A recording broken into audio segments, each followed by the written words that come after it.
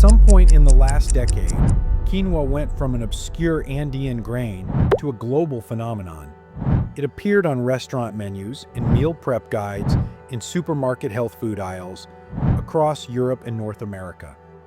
By 2013, it had become one of the most talked about foods in the world.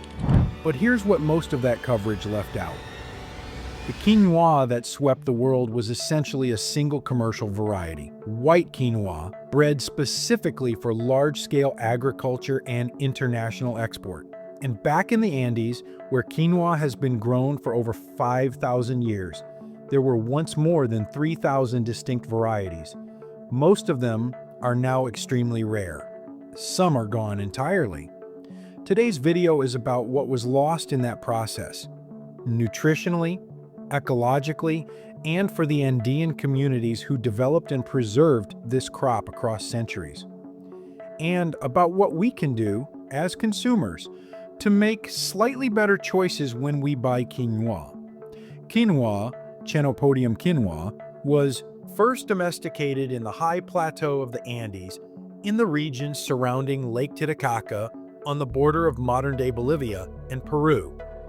The altitude here, over 3,800 meters above sea level, creates some of the harshest growing conditions on Earth. Intense UV radiation, thin air, poor soil, hard frosts, and extreme temperature swings between day and night. The fact that quinoa not only survives but thrives in these conditions is fundamental to understanding its importance.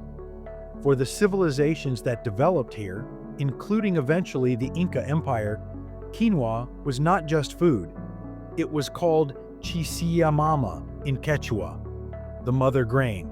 It was one of the 3 sacred foods alongside corn and potatoes.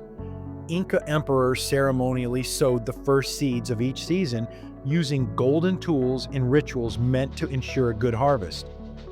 When Spanish conquistadors arrived in the 16th century, they recognized quinoa's role in sustaining Andean civilization and took steps to discourage its cultivation, promoting European grains instead. Quinoa was marginalized for centuries, pushed back to subsistence farming in remote highland communities. But those communities kept it alive.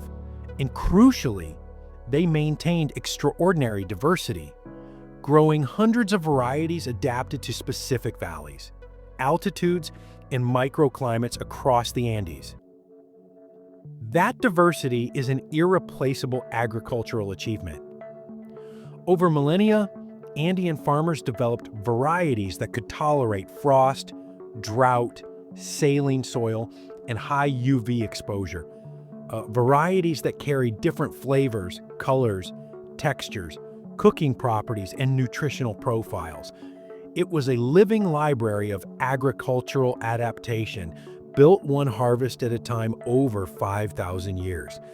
Let's talk about what's nutritionally different between traditional and commercial quinoa varieties. White quinoa, the variety that dominates global markets, was selected for agricultural efficiency, high yield, uniform grain size, reliable processing, and mild, neutral flavor. These are the traits that make a crop commercially scalable. They are not the traits that were prioritized when Andean farmers selected seeds over centuries. Research comparing ancestral quinoa varieties to commercial white quinoa has found meaningful differences in several nutritional dimensions. Protein content is one of the most significant. Heirloom varieties, including chulpai, coito, and certain black and red landraces, have been measured at protein contents of 18 to 23%, compared to around 14% for commercial white quinoa. Antioxidant content is another area of difference. The pigments that give red and black quinoa their color, anthocyanins and betaxanthins, are potent antioxidant compounds with well-documented anti-inflammatory properties. Commercial white quinoa contains minimal amounts of these pigments. Heirloom-colored varieties contain substantially more. Saponins are a third dimension worth understanding. Saponins are naturally occurring compounds in quinoa's outer coating that taste bitter and create a soapy texture when unrinsed.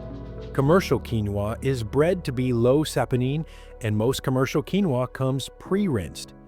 But research on saponin bioactivity has found potentially interesting effects on cholesterol metabolism and immune function in animal studies. Whether removing them is nutritionally neutral is not yet fully established.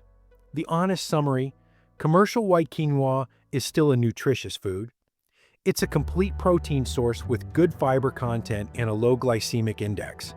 But the assumption that it represents quinoa's full nutritional potential is not well-founded. The ancestral varieties that gave rise to it were, by most measures, more nutritionally diverse. The global quinoa boom of the early 2000s is one of the more instructive case studies in how rapid global demand can reshape a food system in unexpected ways.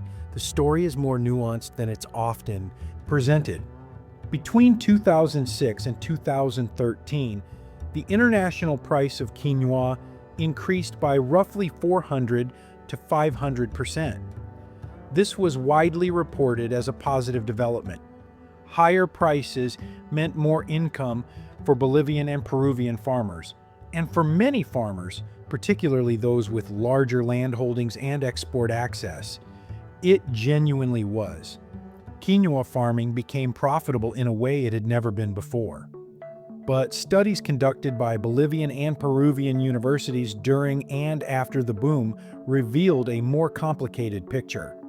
As quinoa prices rose, it became too expensive for many rural Andean families who had traditionally depended on it as an affordable staple. In some of the primary producing regions, quinoa consumption among local households actually declined during the peak years of the boom, replaced by cheaper imported rice, noodles, and processed foods. At the same time, the economic pressure to maximize export-ready production accelerated the shift toward high-yield commercial varieties. Farmers who had grown diverse traditional varieties for local consumption found it increasingly difficult to compete with the economics of commercial quinoa farming. Traditional varieties retreated further from the fields, from the markets, and eventually from active cultivation entirely in some communities. The result is a paradox. The globalization of quinoa, while raising the crop's international profile to new heights, may have simultaneously accelerated the erosion of the very biodiversity that made quinoa so remarkable in the first place. So, what can you actually do with this information when you're standing in a grocery store? A few concrete things. First, choose red or black quinoa when you have the option. These varieties are generally closer to heirloom genetics, contain higher levels of anthocyanins and other antioxidant compounds, and have more complex, nuttier flavors than white quinoa. They take slightly longer to cook, about 20 minutes versus 15, and have a firmer, more textured result. They work particularly well in salads and grain bowls where you want the quinoa to hold its structure. Second, look for fair trade certification with transparency about origin and farm relationships. Not all fair trade labels are equal. Organizations like Alter Eco and Andean Naturals have built direct trade relationships with small-scale Bolivian and Peruvian farming cooperatives and publish information about the prices paid and the communities involved. That level of transparency is worth seeking out. Third, if you want to support genetic diversity directly, several seed banks and small specialty suppliers now sell ancestral quinoa varieties, including chulpi, pasankala, and others, for home growing.